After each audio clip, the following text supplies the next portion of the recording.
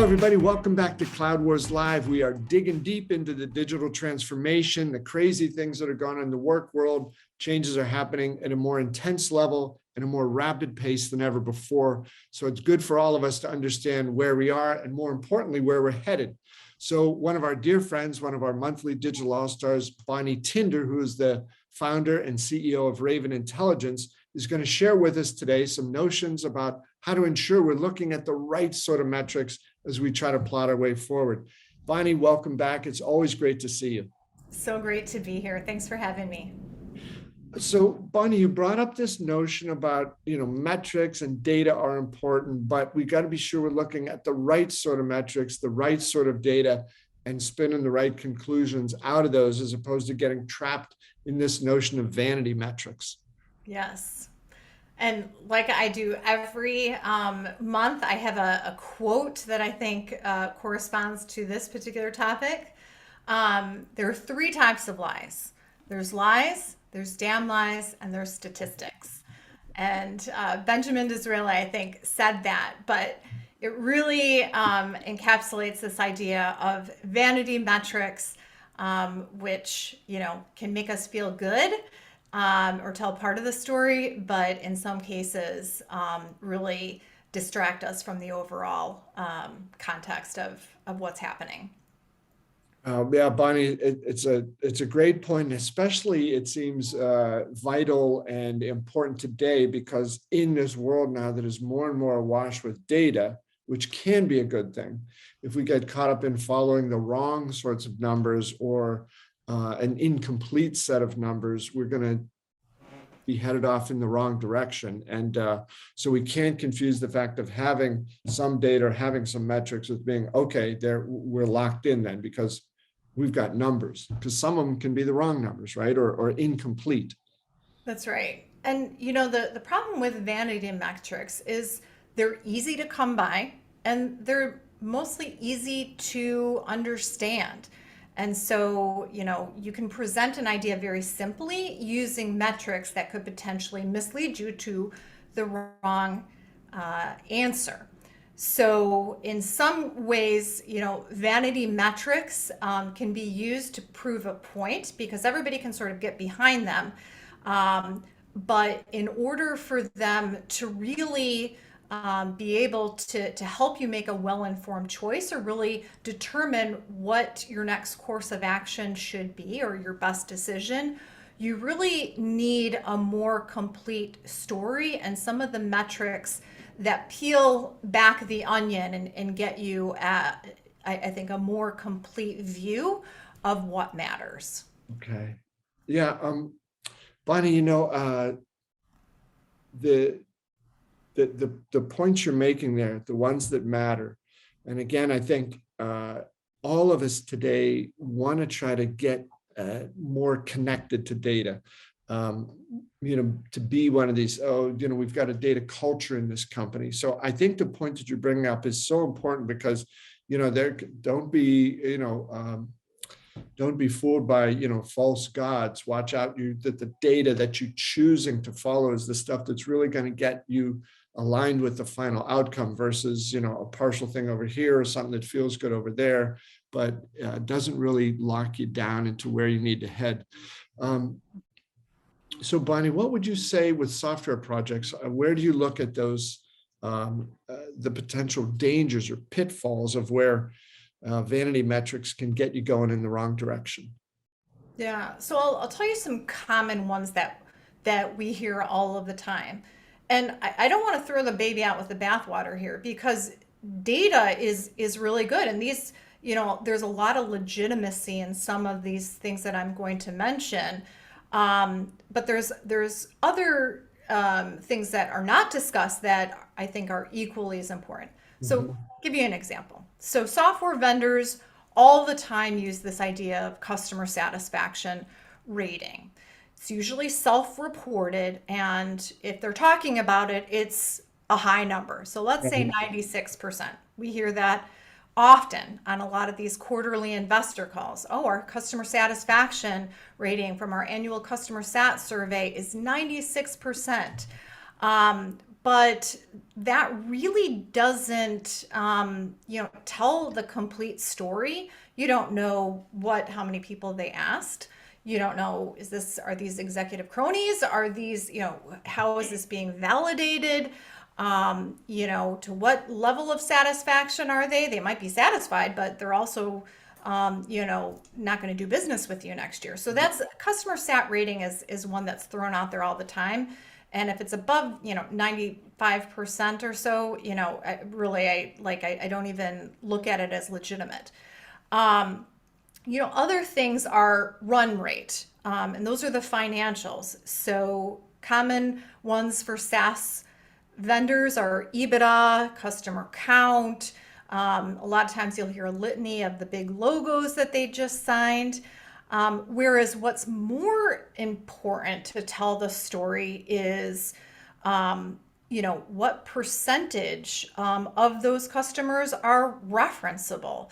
Was there an externally validated NPS study that was done? What's the churn rate? What's the software adoption rate? What's your own employee retention rate? That is a huge leading indicator on what your customer success rate is going to look like in the future.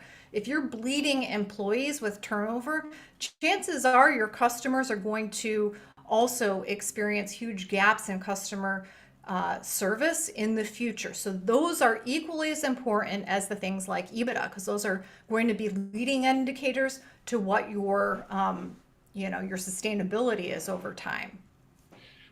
Bonnie, you've talked a lot on some of our previous discussions about this. Another one that, everybody wants to have stuff done on time or ahead of schedule theoretically, but what you really want, and the point you've brought up, is that what customers really want is an effective and production and successful project that builds on the success of the company and contributes to the success of the company.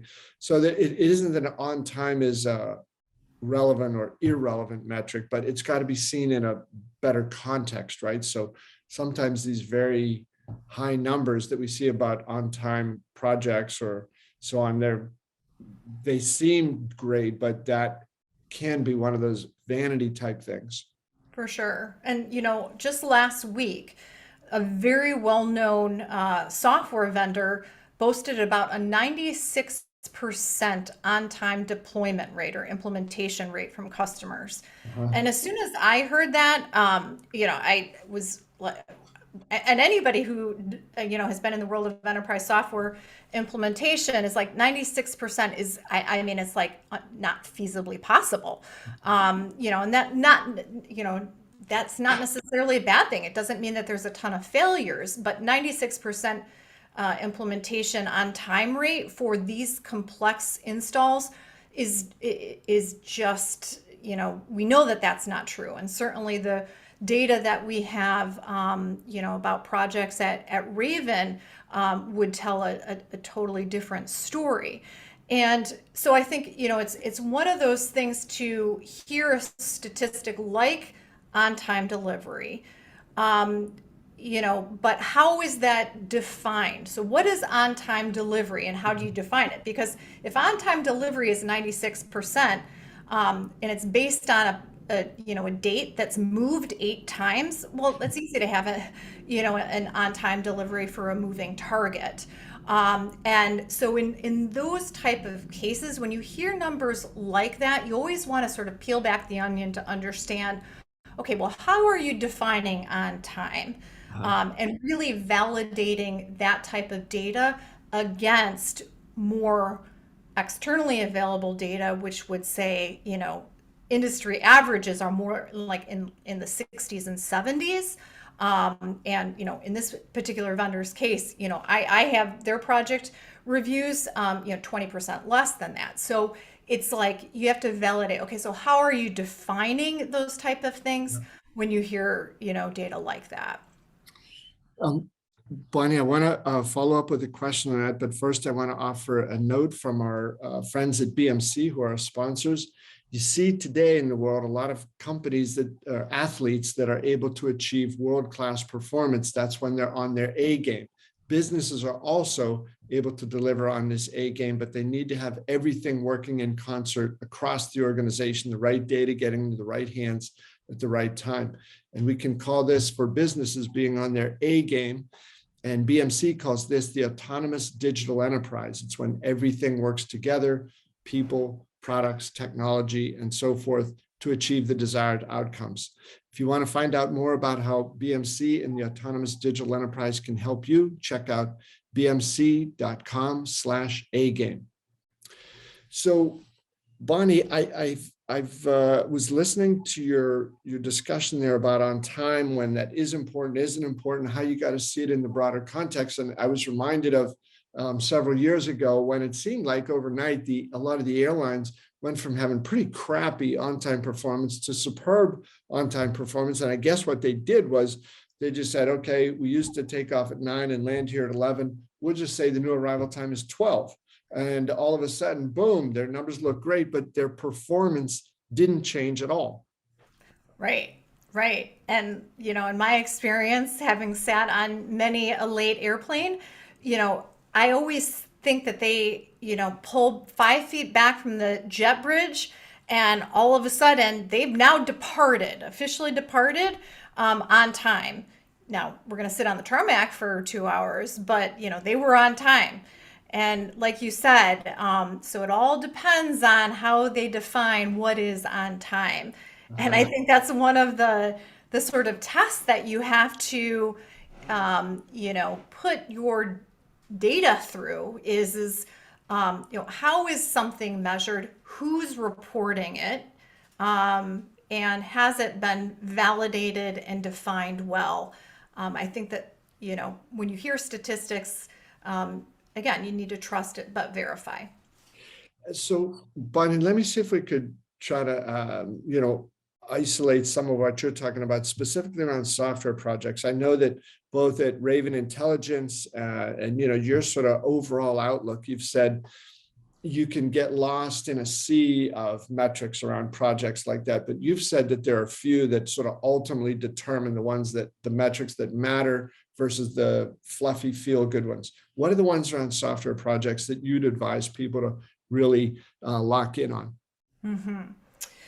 And, I want to go back to that, there's certain KPIs or vanity metrics in some cases that tell part of the story, and they're still important to measure because they're in some cases leading indicators of success.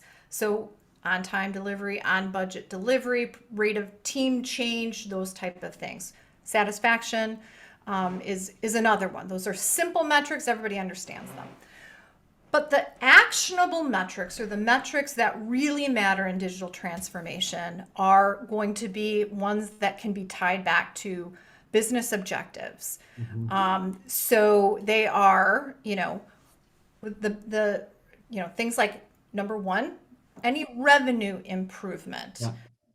Number two, cost reduction, or number three, working capital improvement. So in a project, if you were able to implement a change that resulted in your ability to get more customers more cheaply, retain customers more efficiently, or free up capital because you've reduced expenses, those are metrics that matter. Those are not just vanity metrics. Those are metrics that you can directly show return on investment for, and those are huge. Again, the things, the leading indicators of those was my project delivered on time, on budget, and was I satisfied with it? But the real metrics are the business value delivered, number one. Number two is going to be things like stakeholder adoption. So, an easy vanity metric in this area that I see a lot of people measuring is initially in projects is logins created. So number of users on the system, that is one piece of the pie, and you want to see those numbers go up. But what's more important is your active users on the system. Are they repeat customers? Are they truly adopting the system? The other piece of it is can't necessarily be measured with just a metric. It has to be qualitative in addition to quantitative. So, what is the actual feedback from your stakeholders that need to adopt your software? Because it's one thing to measure, number of times they hit the system, but if they absolutely hate the system and it's making their workload less efficient, that's a problem. And so that's why you have to sort of temper those metrics with the qualitative feedback as well. And then finally, customer experience. And these can be things measured by, your customer churn rates or externally validated, customer satisfaction ratings. Certainly this is an area that Raven really helps with validating because we're an external source that goes directly to the customers for feedback on a project. So, what is the customer experience? And, one of the huge questions that is an example of this that we ask in our reviews is how likely are you to do business with this vendor again? How likely are you to buy more software from them within the next 12 months? And those are the real, metrics that matter as opposed to, yes, I had a successful project, check the box, and it was done on time. Bonnie, it's interesting as I listen to your sort of running through that impressive list of metrics that matter. Most of them seem to be externally driven. More revenue. Will you do business with? What was the experience like? Versus, and they're not unimportant, but the internal ones have to be subservient to the external ones. So again, not that they're unimportant, but they've got to be put in the right context.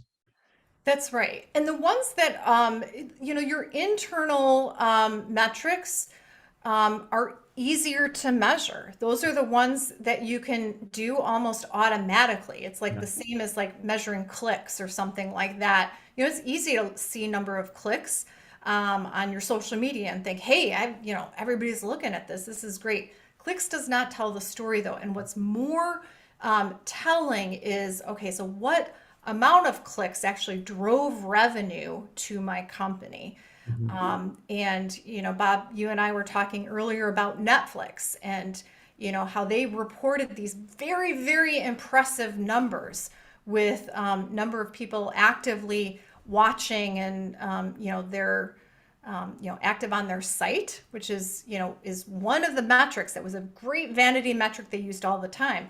But what they weren't measuring is what was that user level having on the actual revenue. Yeah. And, it was telling quite a different story when they actually saw, all right, how much money are we making on all of this bandwidth that's being used? And they were actually losing money. So that's why it's so important to temper the internal type of data, the vanity metrics, along with the stuff that's how should I say, deeper than skin deep. Yeah. And Bonnie, that with the Netflix thing too, I wonder if it was almost became psychological in some way. Quarter after quarter after quarter, their number of subscribers was going up, and they began to think, oh, well, that's just how it is.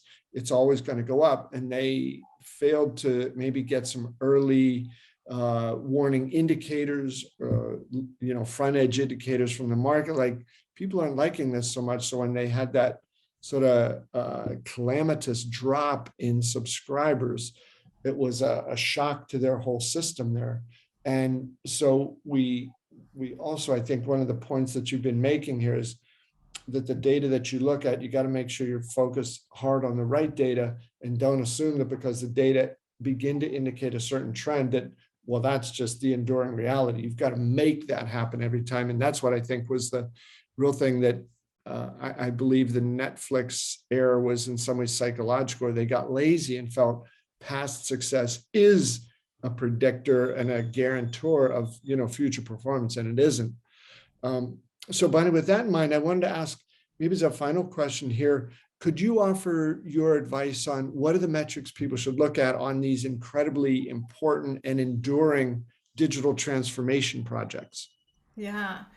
I think the business value delivered is number one, stakeholder adoption, number two, customer experience, is number 3. And if you're measuring a digital transformation project, you're going to have a litany of sort of sub KPIs within each of those areas, but those are the ones that you can really show a return on investment for your company around.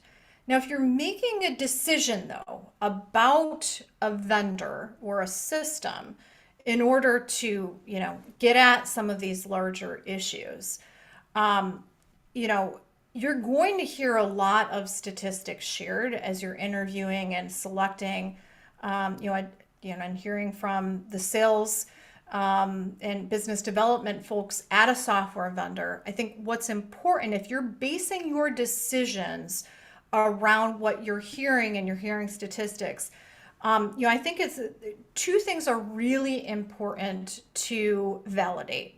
Number 1 is that you're considering the source of the facts or the statistics that you're hearing.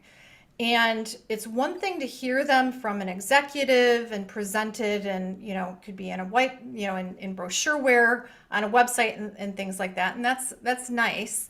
But you want to always validate what you are hearing from the customer perspective or from independent sources. That's where Raven can help, in that we go directly to customers to ask, okay, so what was your experience with this particular vendor or partner, etc., and you'll get the story from that end.